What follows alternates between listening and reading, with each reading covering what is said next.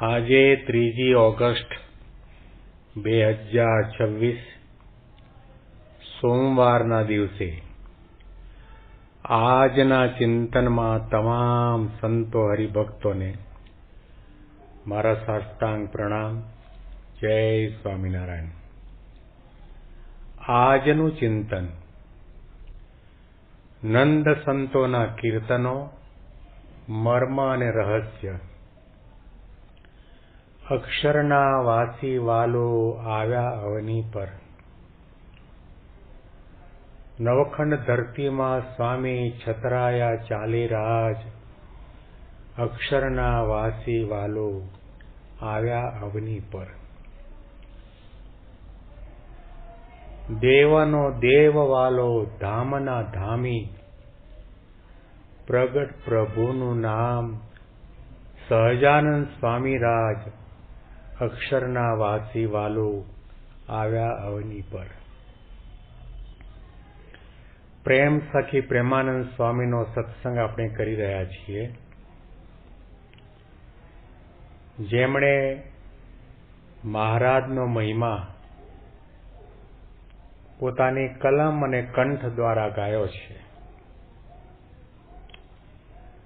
અને એ સ્વાંત સુખાય, બીજાને આંજવા માટે પણ નહીં, લોકોને પ્રભાવિત કરવા માટે પણ નહીં, પરંતુ પોતાને ભગવાન પરબ્રહ્મ પુરુષોત્તમ નારાયણ સાક્ષાત પ્રત્યક્ષ અને પ્રગટ મળ્યા. એમણે કૃપા કરી અને કાંડું પકડી શરણમાં લીધા. એના આનંદના ઉત્સાહની અંદર એમનું હૈયું, એમનો કંઠ અને કલમ થનગની રહ્યા છે. અને જે શબ્દોની ભીનાશ, જે શબ્દોની ભીતરમાં ભગવાનનો મહિમા, પ્રાપ્તિનો કેફ અને અલમસ્તાય છલકાઈ રહ્યા છે, એનું આપણને દર્શન થાય છે. સાથે સાથે આપણને પણ એ માર્ગે ચાલવાનું બળ અને પ્રેરણા મળે છે. વર્ષોથી સત્સંગમાં છીએ, વર્ષોથી ભજન ભક્તિ સેવા કથા વાર્તા કીર્તન કરીએ છીએ, પરંતુ જે ભગવાન પુરુષોત્તમ નારાયણ પ્રેમાનંદ સ્વામીને મળ્યા હતા, એના એ ભગવાન પુરુષોત્તમ નારાયણ સહજાનંદ સ્વામી આપણને યોગી બાપા પ્રમુખ સ્વામીને મહંત સ્વામી મહારાજના રૂપમાં પ્રગટ અને પ્રત્યક્ષ મળ્યા છે. એને આપણે નામથી અને માત્ર આકારથી ઓળખીએ છીએ, પણ એ સંતનો અને સંતના અંગે અંગની અંદર અખંડ નિવાસ કરીને રહ્યા એવા ભગવાન પુરુષોત્તમ નારાયણના મહિમાનો આપણે વિચાર બહુ ઓછો કરીએ છીએ. માળા કરવાની છે, પ્રાતઃ પૂજા કર્યા સિવાય પાણી ન પીવાય, અન્ન ન લેવાય, આનું જેટલું આપણને અનુસંધાન છે,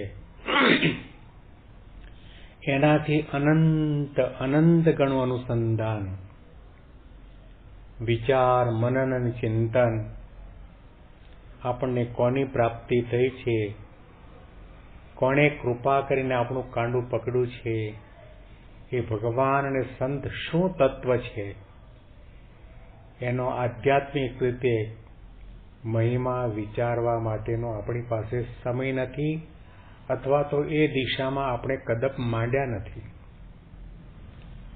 દેવોના દેવ વાલો ધામના ધામી.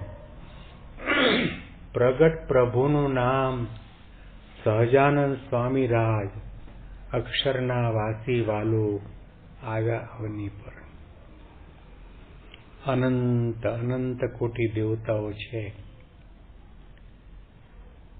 અનેક બ્રહ્માંડો છે, અનંત કોટી બ્રહ્માંડો છે.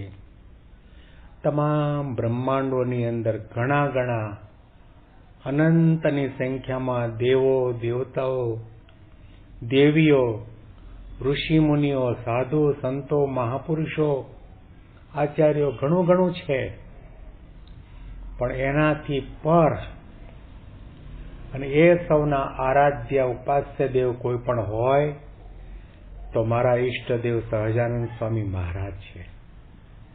ઘણા બધા ધામ છે, ગોલોક ધામ કો, વૈકુંઠ ધામ કો, કૈલાસ ધામ કો, બદ્રી કેદાર કો, સાકેત ધામ કો. આ ઘણા બધા ધામોની અંદર સૌથી અતિ ઉત્તમ અને સર્વોપરી ધામ જે પ્રકૃતિ પુરુષથી પર છે, જ્યાં માયાનો લેશ નથી, જ્યાં સ્વભાવ, પ્રકૃતિ, દોષ, વાસના, મારું તારું ઝેરની ભાવના નથી, એવા અક્ષરધામના અધિપતિ પરબ્રહ્મ પુરુષોત્તમ નારાયણ માનવ દેહ ધારણ કરીને પૃથ્વી પર પધાર્યા.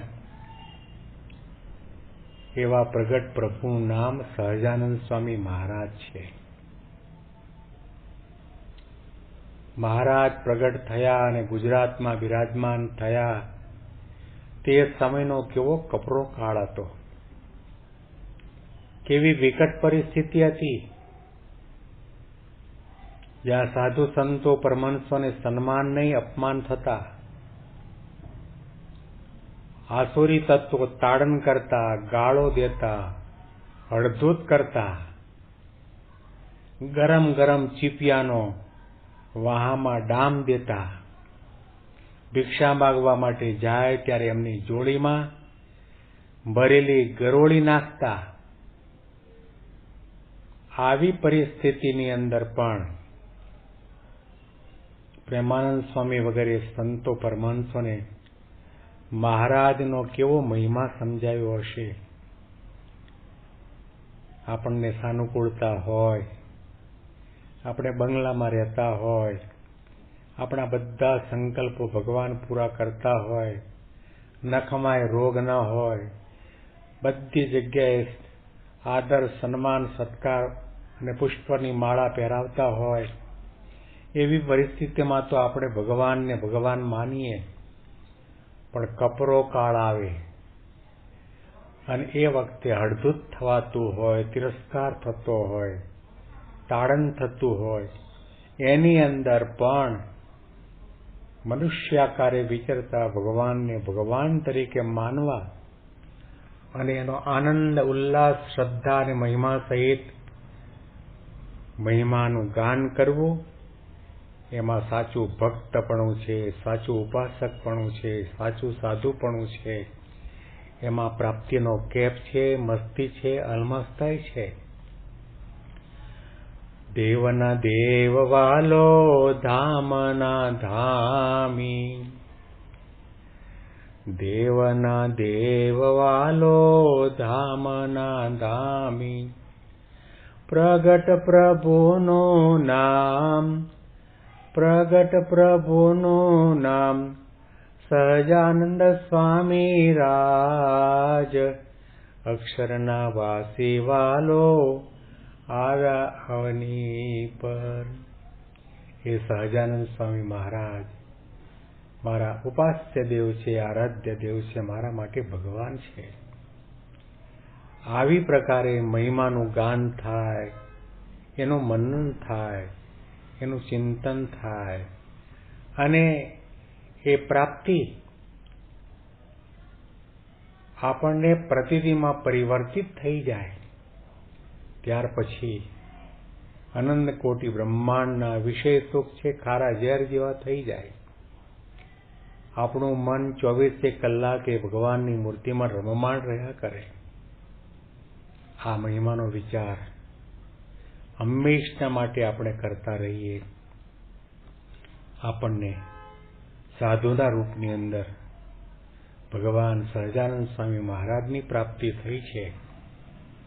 એમણે કરુણા કરી છે, કૃપા કરી છે, દયા કરી છે.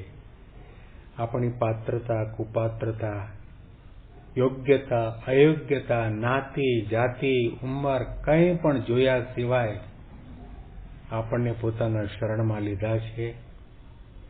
આપણે ધન્ય થયા છીએ. એમની કૃપાનો કોઈ પાર નથી. આ વિચાર આપણે કરતા રહીએ. આગળની પંક્તિનો ચિંતન, મહિમા વિચાર આવતીકાલના ચિંતનમાં કરીશું. બેંગ્લોરથી પ્રેમ શાસ્ત્રીના સાષ્ટાંગ પ્રણામ. જય સ્વામિનારાયણ.